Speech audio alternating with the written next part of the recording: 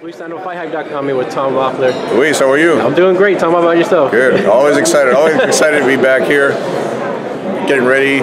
We actually announced the show a long time ago. This is kind of like a midterm media lunch that we're having here. We had a great reception to the Superfly 2 announcement. Yeah. Rungvisai fighting Estrada. Quadras is on the show. Arroyo. Brian Valoria is going for his 5th world title. We're looking to announce another world title fight on the show.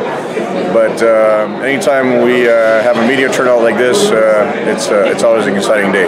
How happy do you feel being able to bring these kind of fights? Because a few years ago, these fights being on the HBO or any network wouldn't be possible. You did the first one, I did the second one. How do you feel about having a hand in that, Tom? We broke a lot of ground. Chocolatito Gonzalez, we have to give him a lot of credit. He fought on a lot of the Triple G shows, and he made a big splash with the fans. Chocolatito became a fan favorite. He sold out the StubHub Center for the first Superfly show, and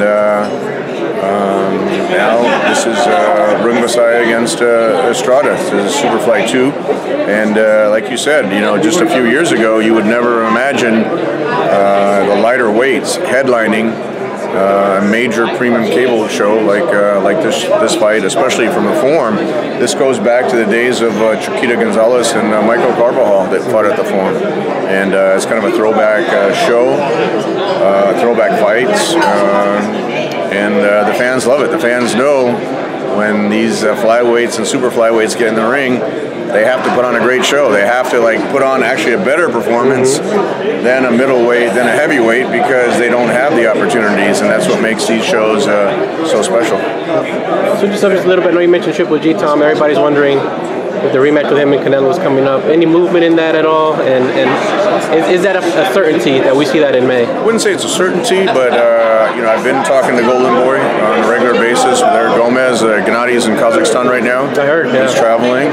So, we're close, but, as I say, close, but unless you have it signed, unless everything is completely agreed, then, on a big fight like this, anything can happen. I think the rematch is bigger than the first fight, but, again, until we have everything completely finalized, we can't really announce everything. Speaking of Triple G, is he excited for this rematch, or how disappointed was he with the outcome of the first one? Because I know he felt he won. Is he carrying that into this one, or is he kind of just forgetting about it, Tom? He felt he won. Our whole team felt he won. We had the score like HBO had it, 8-4. It didn't seem that complicated to score the fights. He was the aggressor. He was the one coming forward. He landed more punches in 10 out of 12 rounds. But then again, I'm sure Canelo has an argument for his side, but didn't seem that complicated to score it. And he was just more disappointed for the fans and for the sport of boxing, that he thought that a high-profile event like that, with some of the scores, was just a knock on the sport. And naturally had a big effect on his career. Instead of having an undefeated, an unblemished record, with a high knockout percentage, he has a draw on his record, and naturally that made the rematch a lot more different to negotiate than had he won the fight, because we had those terms already agreed in the first time. So, but he still wants to prove that he's the best. Ring Magazine voted him as the best boxer in the sport of boxing, and he wants to continue his winning streak. If he does the rematch with Canelo, it would be match Bernard Hopkins' title defenses of 20. He's got 19 right now, so he's at that legendary status right now where he's making history every time he gets in the ring. So just he's got to make the final decision. And we'll see if we can work out the final terms with Golden Boy. Has it been difficult, Tom, at all, or has it been easier this second time around? Because I know the first time it was promise after promise. Is it a little easier now? Well, the first time it was a big delay when the WC first ordered it. Then a couple of fights happened in between, and then it finally happened. And with the rematch, look. Whenever you can have a successful financial event, a lot of mega fights don't live up to their billing in the ring or financially with the whole promotion. And this It was an exciting fight in the ring. It was a very successful financial fight as the event. It was a good co-promotion with Golden Boy. So whenever you have a big piece of the pie like that, usually shouldn't be that complicated to split it up. We feel that Triple G brings a lot of value to the ring. We more than doubled the gate that Canelo did with Cotto. Canelo naturally has his very strong fan base, so I think both fan bases complement each other, and I think both guys need each other. You know, to do those type of numbers at the gate and those type of pay-per-view numbers, you know, they need each other, and that's why, you know, this is kind of a natural for them to fight again.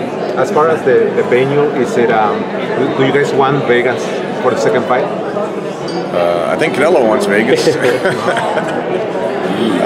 But you know, again, the focus would be to get the fight done and finalized, and then, you know, once the fight is done, then, you know, we'll sit down. I'll sit down with Eric, and we'll go through the different numbers from the people that are interested. But, you know, we can't. It would be premature to do that until we actually have the fight finalized. Madison Square Garden is also running. They're very interested. The Garden, Triple G fought there 6 times. Canelo's never fought there, but he said that he's wanted to fight there in the past. So the Garden is extremely interested in having that fight, that rematch coming to the Garden. Yeah. Guys, we're going to get started in just a couple minutes. All right. Any concern about the judging this time? I mean, there's always a concern about the judging. Can you do anything about it as a promoter, or is that out of your hands? Well, we certainly are in a position, both the sides are in a position to, if there is a particular judge that we feel it might not be conducive to one person's style, then you know, we can talk to the commission about that. But you know, so far, like I said, all that is premature until we can actually finalize the fight. Then we'll worry about everything else as part of it. Thank you, Tom. Thank you.